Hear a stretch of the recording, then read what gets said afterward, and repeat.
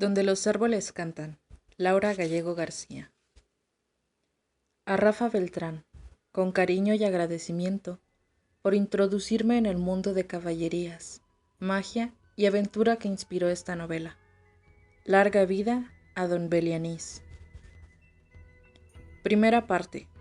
Viana. Al segundo día, atravesaron el país de los árboles cantores. Cada uno de los árboles tenía una forma distinta, hojas distintas, distinta corteza. Pero la razón de que se llamara así esa tierra era que se podía escuchar su crecimiento como una música suave, que sonaba de cerca y de lejos, y se unía para formar un potente conjunto de belleza sin igual en toda fantasía. Se decía que no dejaba de ser peligroso caminar por aquella región, porque muchos se habían quedado encantados, olvidándose de todo. Michael Ende. La historia interminable. Capítulo 1. De la celebración, del solsticio, del relato del juglar y de la advertencia del caballero. Todos los años, la víspera del solsticio de invierno, el rey reunía a sus nobles en el castillo de Normont para conmemorar el aniversario de su coronación. Había sido así desde que se tenía memoria. Todos los reyes de Nortia habían ascendido al trono en el solsticio de invierno, incluso si sus predecesores fallecían en cualquier otro momento del año. Por ello, con el tiempo, la celebración se había vuelto cada vez más festiva y menos solemne. Había justas durante el día y un gran banquete con música y danza por la noche. Los varones del rey acudían con sus familias y sirvientes, por lo que, durante un par de jornadas, el castillo era un auténtico hervidero de gente. También en la ciudad se respiraba un ambiente especial. Comerciantes de todas partes acudían a Normont, aprovechando el momento, y en torno al castillo se formaba siempre un colorido y animado mercado. Viana y su padre, el duque Corben de Rocagris, nunca había faltado a la fiesta del solsticio de invierno, ni siquiera el año en que se presentaron de luto riguroso por la muerte de la duquesa. Pero de aquello hacía ya mucho tiempo, y los malos recuerdos parecían haber quedado atrás. Ahora, Viana llegaba a Normont, llena de ilusión porque sabía que, la próxima vez que sus ojos contemplaran las torres del Recodo, en primavera, sería para casarse con su amado Robián. Ambos habían nacido el mismo día, pero aquí se acababa el parecido entre ellos. Viana de Rocagris había visto la luz de su primer amanecer en cuanto abrió los ojos, grises como el alba, y su pelo era del color de la miel más exquisita. Pero no pareció impresionarle demasiado el hecho de nacer, ya que pasó el resto del día durmiendo, y con el tiempo demostró ser un bebé dócil y somnoliento que dedicaba encantadoras sonrisas a todo el mundo. Robián de Castelmar, por lo contrario, había llegado al mundo horas más tarde, cuando la noche ya se abatía sobre la tierra, y era un chiquillo inquieto y llorón, con una indomable mata de pelo castaño que con los años se encresparía, enmarcando un rostro afable y apuesto. Los padres de ambos eran buenos amigos, y habían combatido juntos en las guerras contra los bárbaros. Sin embargo, y aunque todo el mundo lo daba por hecho, no se habló de boda hasta después de que la madre de Viana muriera.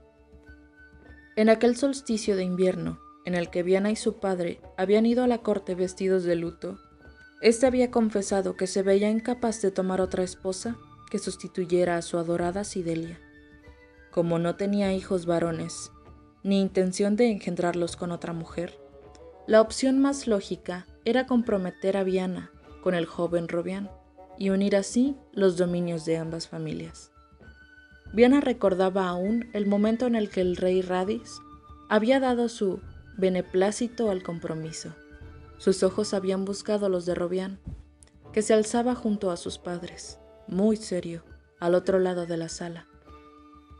Pero él le sonrió cálidamente al sorprender su mirada, y Viana se ruborizó al sentir de pronto como si un centenar de mariposas echaran a volar a la vez en el interior de su pecho, rozando su corazón con alas luminosas. Y todo ello, a pesar de que no era aquella la primera vez que se veían. Habían jugado juntos desde niños y compartido risas y confidencias, con una intimidad que en cualquier otra circunstancia habría resultado inadecuada entre dos jóvenes de distinto sexo. Pero sus progenitores habían alentado aquella amistad, previniendo que con el tiempo se convertiría en algo más. A Viana no le importaba que su futuro matrimonio con Robián fuera concertado. Al contrario, se sentía increíblemente afortunada. Su amiga Belicia, hija de los condes de Valnevado, solía bromear al respecto, vaticinando que, mientras Viana disfrutaría de las atenciones de un esposo joven y guapo, a ella la casarían con un caballero viejo y artrítico. Viana no podía menos que darle la razón. Además, ambos estaban profundamente enamorados. De hecho, Robián le había confesado en más de una ocasión que, si sus padres no los hubiesen comprometido, él mismo la habría secuestrado para casarse con ella. La joven sonrió, recordando todos los momentos maravillosos que habían pasado juntos. Cuando su palafrén traspasó las puertas del castillo de Normont, su corazón se aceleró al preguntarse si Robián y su familia habrían llegado ya, pero se comportó como toda una dama, serena y regia, cuando ella y su padre desmontaron en el patio y acudieron con sus servidores más cercanos al salón del trono para rendir pleitesías a la familia real. Después se reunieron con los demás nobles en la explanada donde se iban a celebrar las justas. El campo presentaba un aspecto magnífico. Todo, desde las tiendas de los participantes a los cadalsos en los que se situarían los espectadores, proclamaban la riqueza y prosperidad de Nortia. Más allá se extendía el mercado. Viana no tenía permiso para mezclarse con la plebe, pero en una ocasión, ella y Belicia lo habían visitado en secreto, y la joven había quedado prendada de aquel mundo tan diferente al suyo. En aquel momento, sin embargo, las columnas de humo, los penetrantes olores y los toldos multicolores no le llamaron la atención. Sus ojos buscaban a Robián entre la multitud, pero fue Belicia quien corrió hacia ella con los ojos brillantes. «¡Viana, Viana!», la saludó, tomándola de las manos. «¡Qué alegría verte de nuevo! ¿Has visto al príncipe Beriac? Está más apuesto que nunca». Viana sonrió. Cuando eran niñas, ambas solían soñar con un futuro brillante. Viana se casaría con su amado Robián y Belicia sería la elegida del príncipe Beriac, que la convertiría en princesa de Nortia y después en su reina. Ambas sabían que eso no iba a suceder jamás, y que Beriac se casaría con la hija del rey de algún lejano país. Pero en secreto, seguían llamando al príncipe el futuro esposo de Belicia, y Viana sospechaba que su amiga estaba de verdad enamorada de él, aun sabiendo que Beriac jamás podría corresponderla. Viana admiraba la entereza de Belicia y la forma en que fingía que todo aquello no era más que un juego. «¿Y va a participar en la justa, Viana?», siguió parloteando. «Seguro que este año me pide una prenda. Otorgadme vuestro favor, mi dama, y con él venceré en esta batalla», recitó, imitando la voz del príncipe. «Oh, por supuesto, mi señor, derrotad a vuestros enemigos por mí», concluyó en tono afectado, extendiendo ante ella un pañuelo de encaje como si se lo ofreciera a un pretendiente invisible. Viana se echó a reír y las dos se abrazaron, emocionadas por estar juntas otra vez. Los territorios de sus respectivas familias se encontraban demasiado lejos como para que pudiesen verse a menudo, y los mensajeros no llevaban sus cartas con la celeridad que ellas habrían deseado. Y, aunque Belicia había pasado el verano en Roca Gris, a ambas les parecía que había transcurrido mucho tiempo desde entonces. «He visto a Robián en el patio delantero», le confió Belicia con una sonrisa traviesa. Iba de camino a las caballerizas.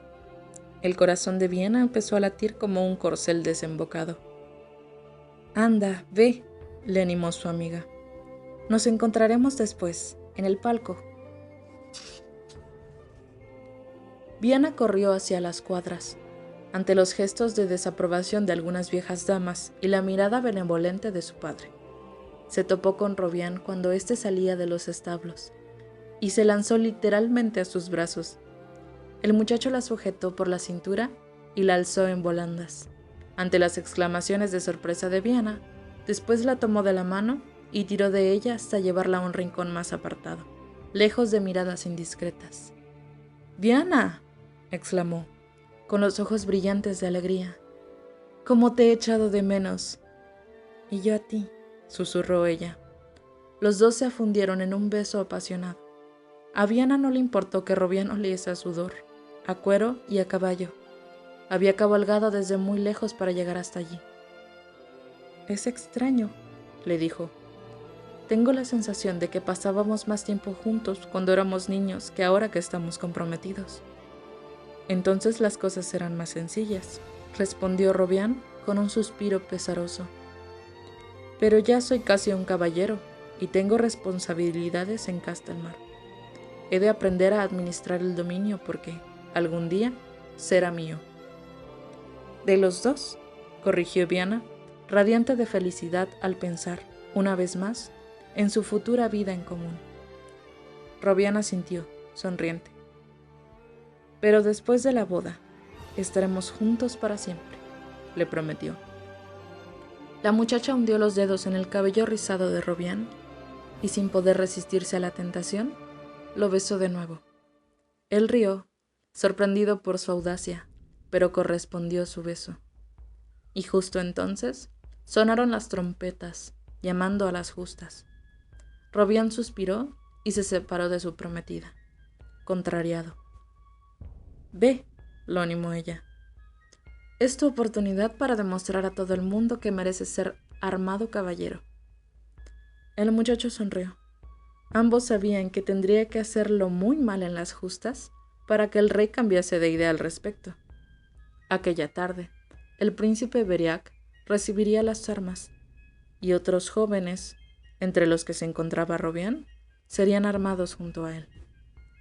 Viana lo despidió con un último beso, y luego se reunió con Belicia en el palco.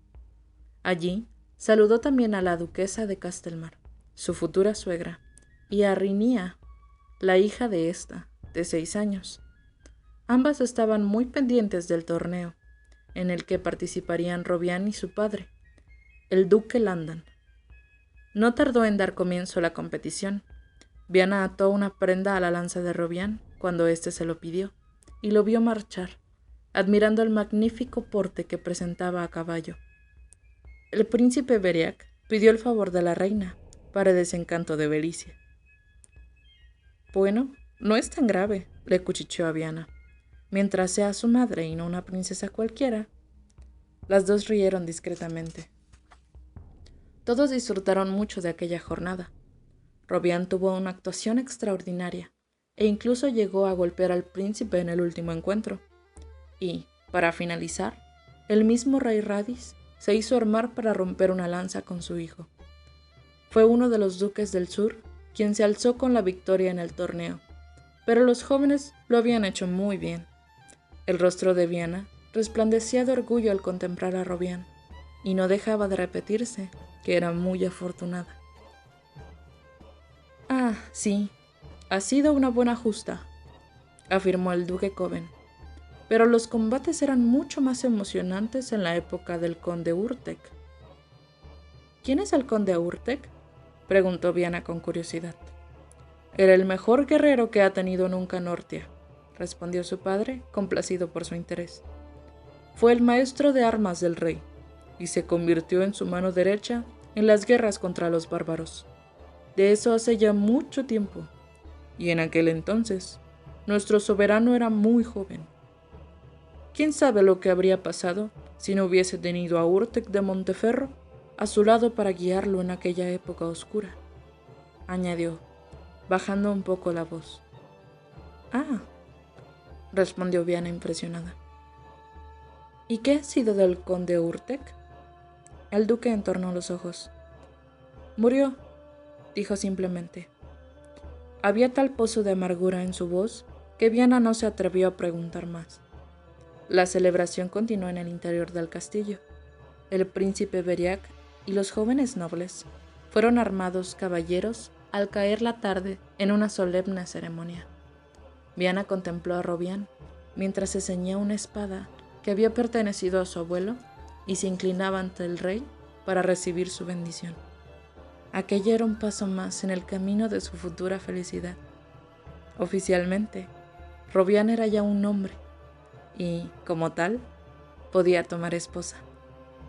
Viana sabía que no tendría oportunidad de acercarse a su prometido hasta el momento de la danza, pero eso sería después de la cena, en la cual las damas se sentarían en una parte de la estancia y los caballeros en otra. Viana tomó asiento junto a Belicia y la madre de ésta.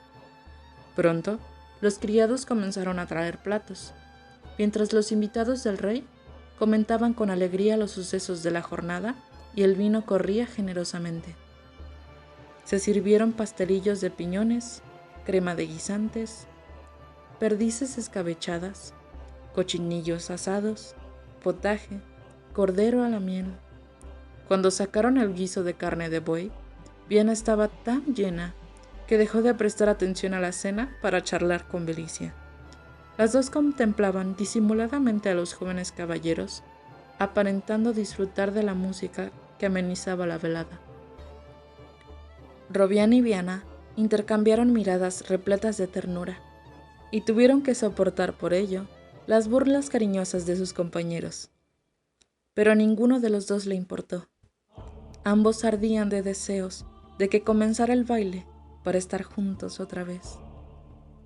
En aquel momento, entró en la sala un personaje vestido con ropas ajadas y estrafalarias, cuyo llamativo sombrero de colores repiqueteaba con docenas de cascabeles a cada paso que daba.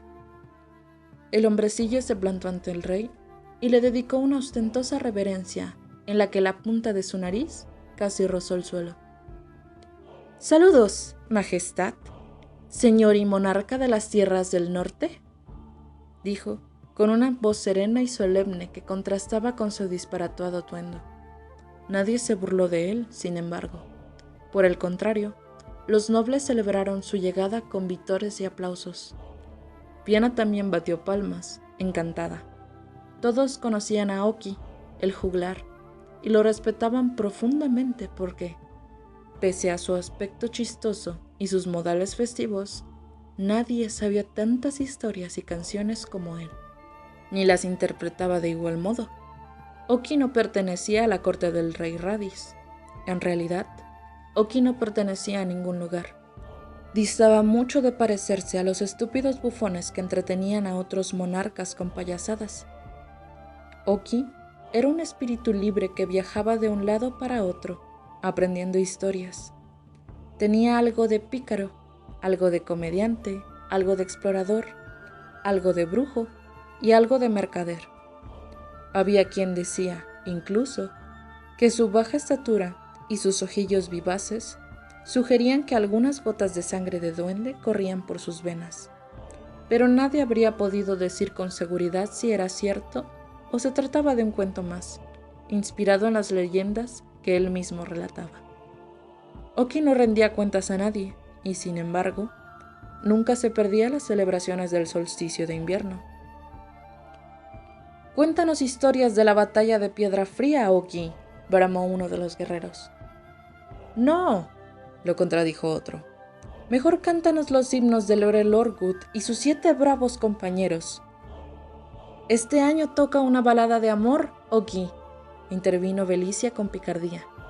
«Cuéntanos del valiente príncipe Aemon y de la dulce doncella Galdrit».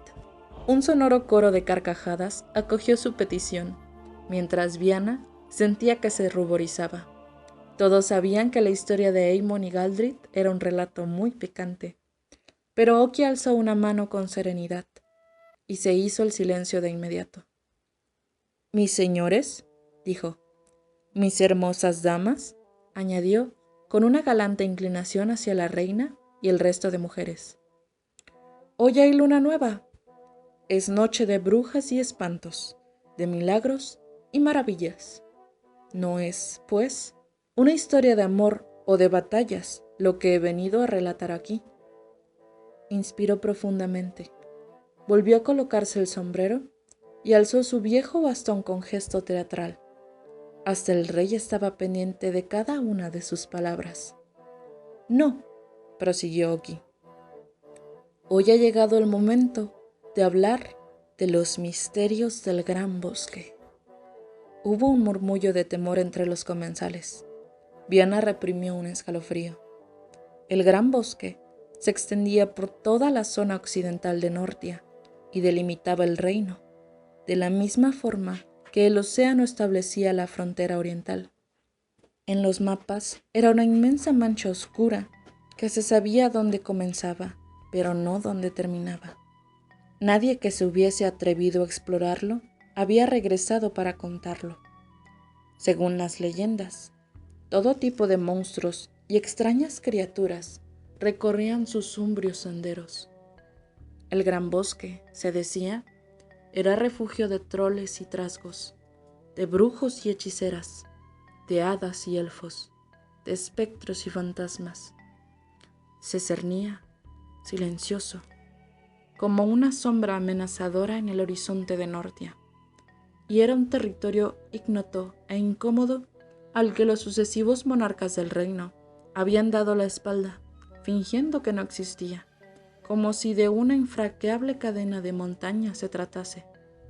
Nadie hablaba del gran bosque, como no fuera para asustar a los niños pequeños con historias de terror que se relataban a la luz de la lumbre.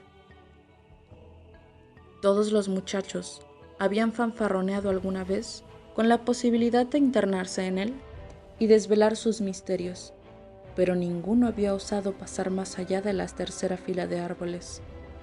Era, sencillamente, demasiado espeso e impenetrable. ¿Qué vas a contarnos acerca del gran bosque?, preguntó el rey Radis, y su voz sonó un poco más áspera de lo normal. Oki sonrió enigmáticamente, sin sentirse en absoluto cohibido por el tono amenazante del rey. Una historia, oh gran señor, que se gestó en el amanecer de los tiempos, cuando aún no había reyes ni reinas, cuando las más grandes ciudades no eran más que humildes aldeas asentadas en el barro. Radis pareció relajarse un tanto y se recostó en su sillón. Parecía pensar que nada tan antiguo podría llegar a afectarle a él o a su reinado.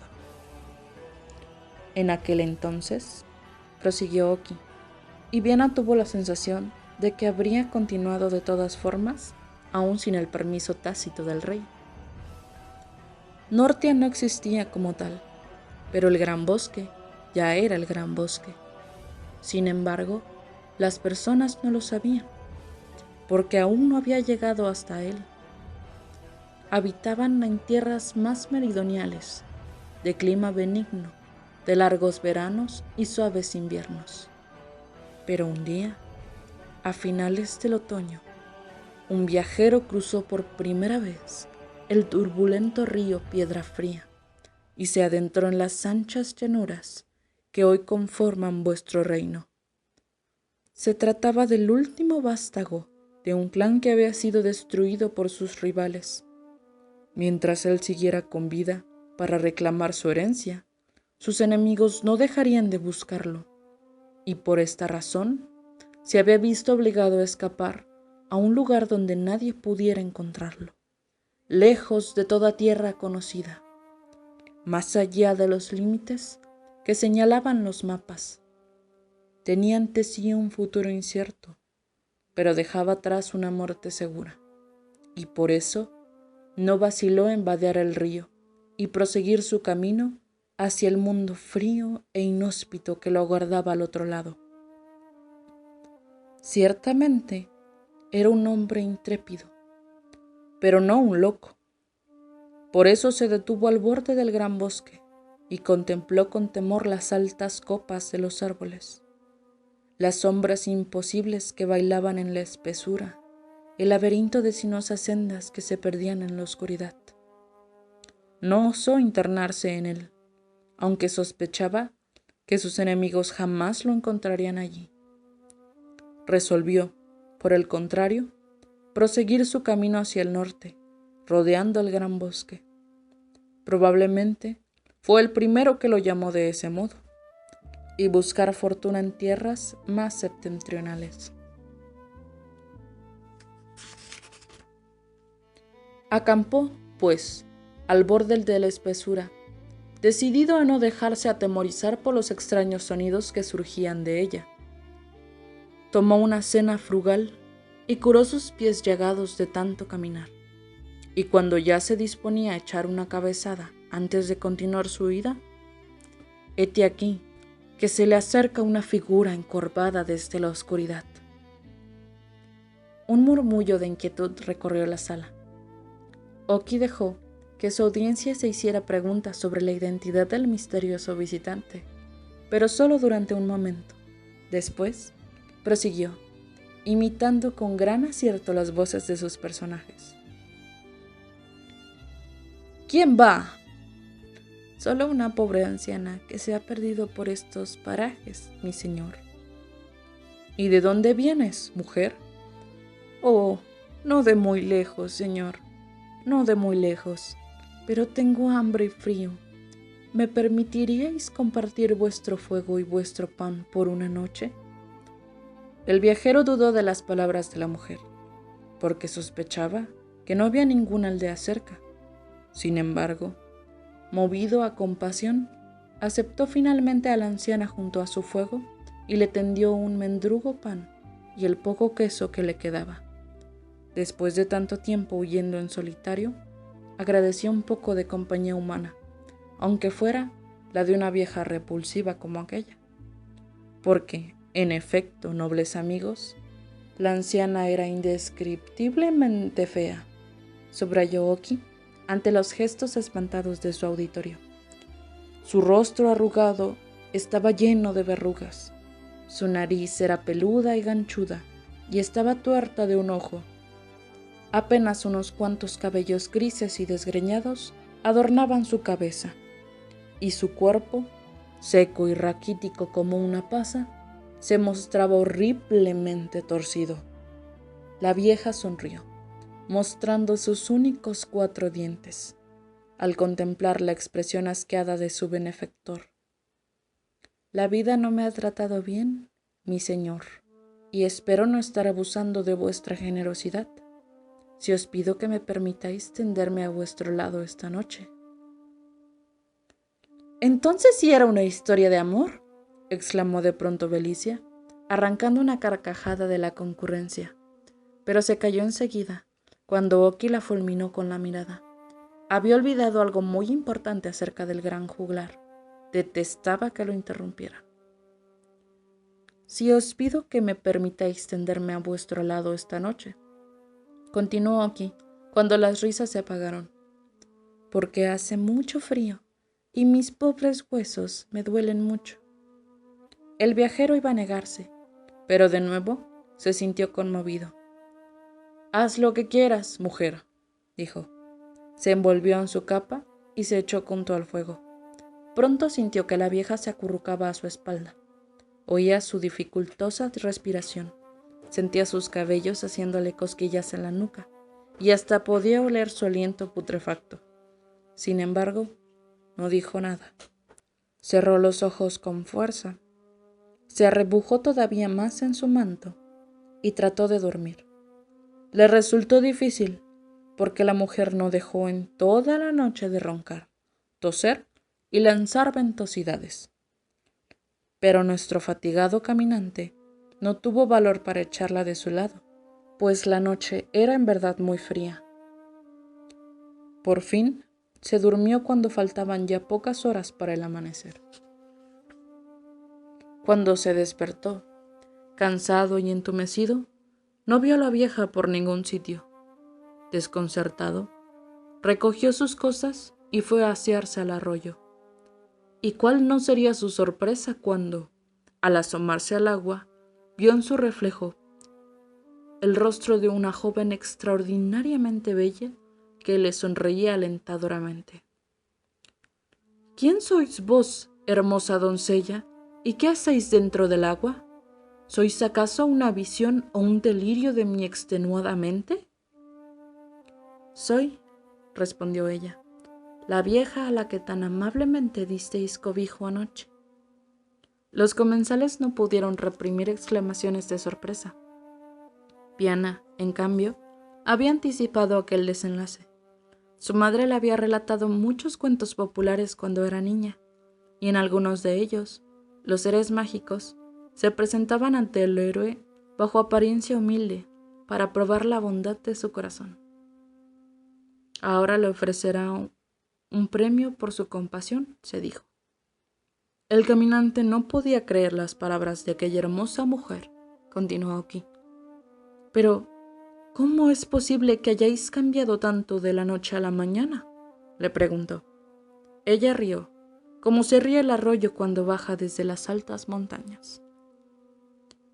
Porque las cosas no son nunca lo que parecen, mi buen amigo, especialmente aquellas que surgen del corazón de este bosque. Y puesto que habéis probado ser bueno y fiel a vuestra palabra, os otorgaré un don que os ayudará a libraros de sus enemigos que os persiguen. El viejo pensó que, sin duda, una dama capaz de cambiar de aspecto de forma tan sorprendente debía de tener maneras de saber aquello que él no le había contado. Tal vez fuera un hada o una hechicera. Tal posibilidad lo inquietó, pero se sentía tan cautivado por sus hermosos ojos verdes que no expresó ningún temor. ¿Cómo podrá ser eso, mi señora?, quiso saber. Los ojos de ella se oscurecieron un poco y su expresión se tornó grave, pues estaba a punto de desvelar uno de los secretos mejores guardados del gran bosque. Debéis ser valiente, le dijo, y viajar al corazón de este bosque, hasta el lugar donde los árboles cantan, donde ningún ser humano ha llegado jamás. Allí encontraréis el legendario manantial de la eterna juventud. Si bebéis de sus aguas, seréis invulnerable para siempre. El viajero se sentía maravillado, pero al mismo tiempo un tanto escéptico. ¿Cómo sé que es cierto lo que me contáis, mi dama? Vos misma habéis afirmado que se trata de una leyenda. Pero ella solo respondió: tened fe, mi buen amigo, y recordad que las cosas no son siempre lo que aparentan. Y con estas palabras, desapareció. Oki cayó de pronto. Su público aguardó un instante, pero, como él no continuó hablando, el rey preguntó: ¿y ya está? ¿Ese es el final de la historia? ¿Qué sucedió con el viajero?, quiso saber el príncipe Beriac. ¿Encontró el manantial de la eterna juventud? Oki le dedicó una mueca que podía haber sido una sonrisa. Eso lo ignoramos, Alteza, respondió, porque nadie ha seguido sus pasos desde entonces. Dice el cuento que sus enemigos no lograron darle caza jamás, pero no aclara si fue porque se había vuelto invulnerable o si, por el contrario, se debió a que no salió vivo del gran bosque. Entonces, se atrevió a preguntar Viana con timidez: ¿la dama lo engañó para que siguiera un camino equivocado? Los ojillos de Oki contemplaron a la muchacha con aprobación. Tal vez, admitió, pues es bien sabido que uno no debe fiarse de los regalos envenenados de las hadas. El rey gruñó algo y se removió en su asiento, incómodo.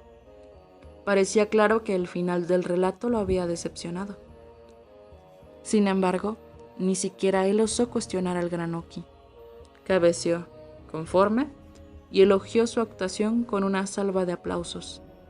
El resto de los comensales lo imitaron y el juglar lo agradeció con una reverencia. Siéntate a compartir nuestra mesa, Oki, lo invitó el rey como hacía todos los años.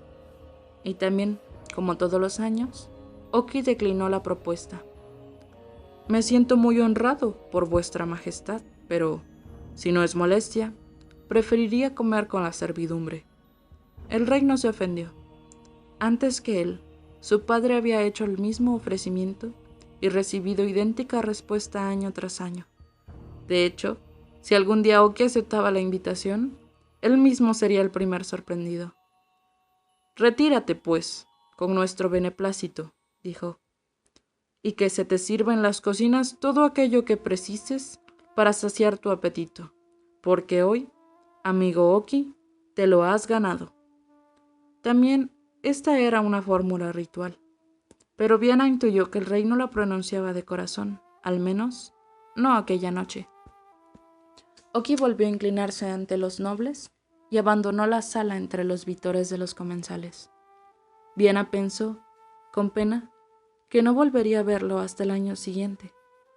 Cuando el sonido de las campanillas del juglar se apagó, el rey dio una palmada sobre la mesa. «Y ahora», anunció, «continuaremos con el banquete. ¡Que suene la música!». «No», interrumpió una voz áspera desde la entrada. «Que no suene, no aquí, no hoy». Todos los comensales se volvieron, atónitos, hacia la puerta, por la que entraba un hombre de rasgos duros y afilados, cabellos negros que ya plateaban en las sienes y mirada de halcón.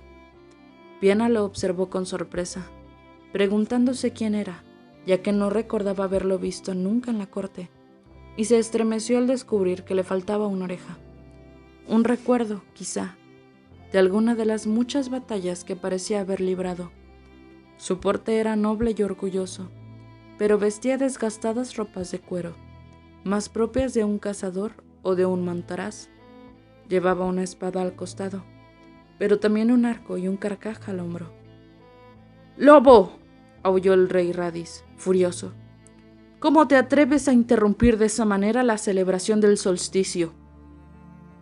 Viana miró a Robián, pero éste estaba pendiente del recién llegado, igual que el resto de los invitados. «He oído hablar de él», le susurró Belicia al oído. «Posee una tierra, yerme al pie de las montañas blancas y vive en un torreón que parece un nido de cuervos. En realidad, dicen que fue un cuervo el que le arrancó la oreja izquierda de un picotazo». «¿Por qué vive allí?», quiso saber Viana. Belicia no tuvo tiempo de responder, ya que Lobo, que no parecía en absoluto afectado por la cólera del monarca, declaró con gravedad: «Mi rey, no es tiempo de celebraciones. Vengo de las fronteras septentrionales del reino, de más allá de las montañas blancas, y no traigo buenas noticias.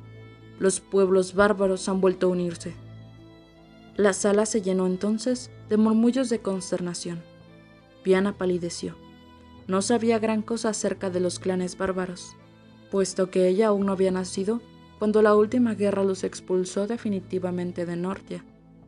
Pero sí estaba al tanto de que habían sido los más temibles enemigos del reino en muchas generaciones. «Que se unan, si es lo que quieren», declaró Radis con orgullo. «Volveremos a derrotarlos y echarlos de aquí como a perros, igual que lo hicimos de antaño. Ese no es motivo para estropear la fiesta, Lobo». El hombre llamado Lobo esbozó una media sonrisa llena de amargura. «No os dejéis confundir por los ecos de la gloria de antaño, mi señor. Esta vez es diferente. Tienen un nuevo caudillo, uno que se llama a sí mismo rey y que, según dicen, jamás ha perdido una batalla. De las heladas estepas acuden más y más clanes a unirse a él, y han conformado una fuerza poderosa y temible. Afirman los rumores, además, que su nuevo señor no tiene intención de detenerse aquí. Ha prometido a su gente que, cuando hayan conquistado vuestro reino, seguirá hacia el sur, más allá del Piedra Fría, para someter bajo su yugo a las tierras meridionales. Resuenan ya los tambores de guerra en las estribaciones de las montañas blancas. Si agudizáis el oído, majestad, incluso podréis escucharlos desde aquí».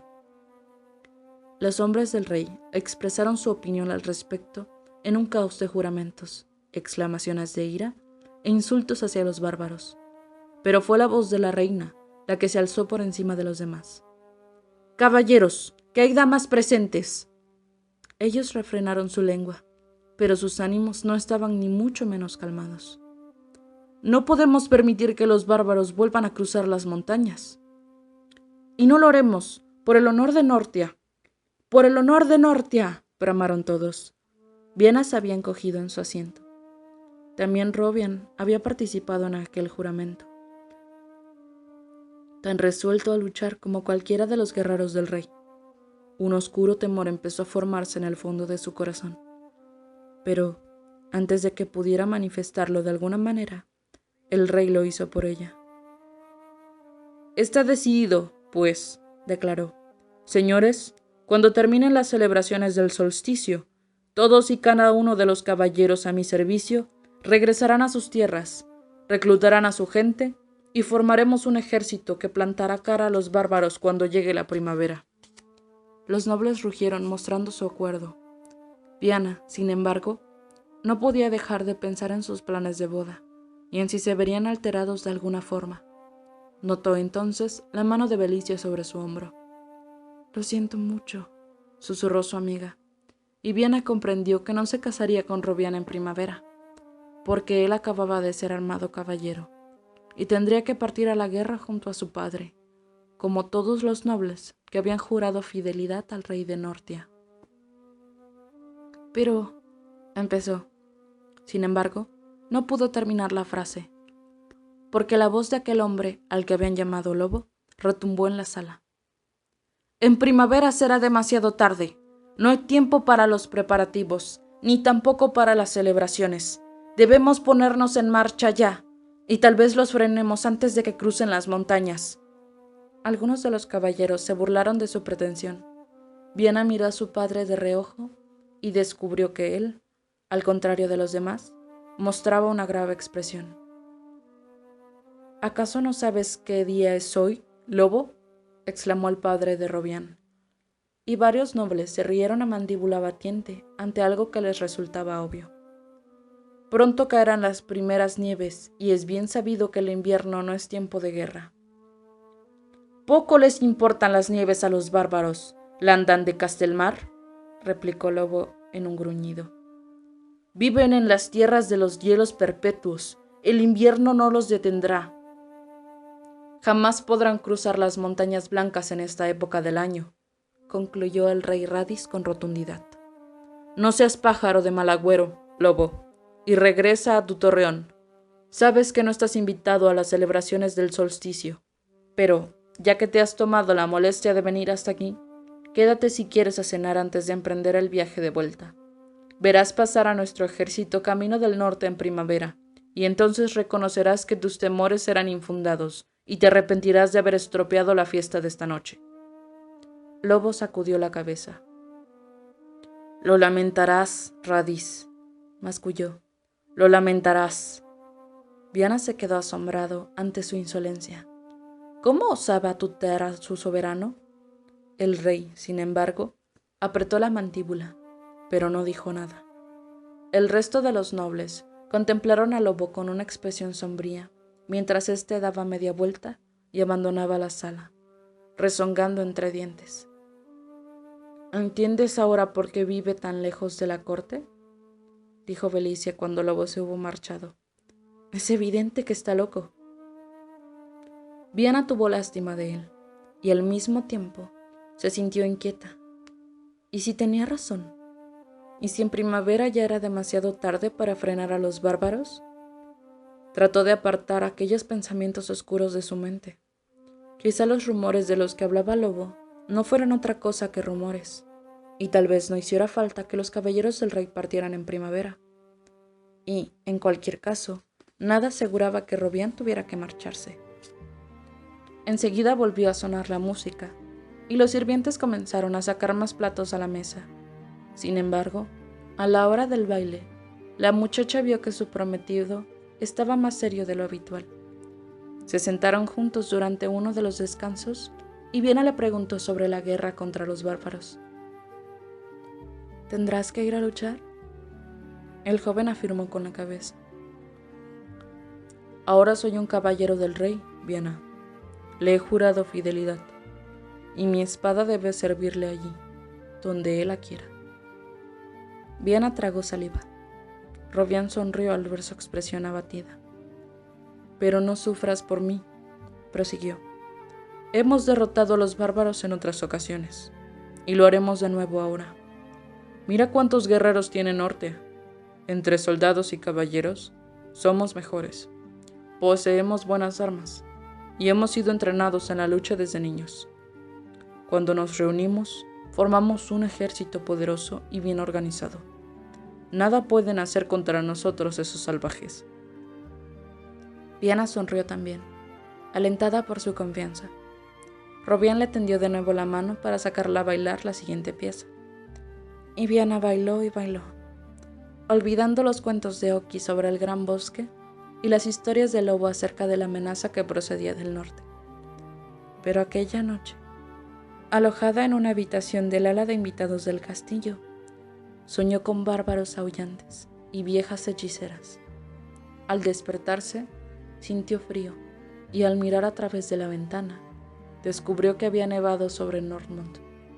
Vio volar un cuervo negro sobre las montañas y se estremeció, porque le parecía que se trataba de un mal presagio.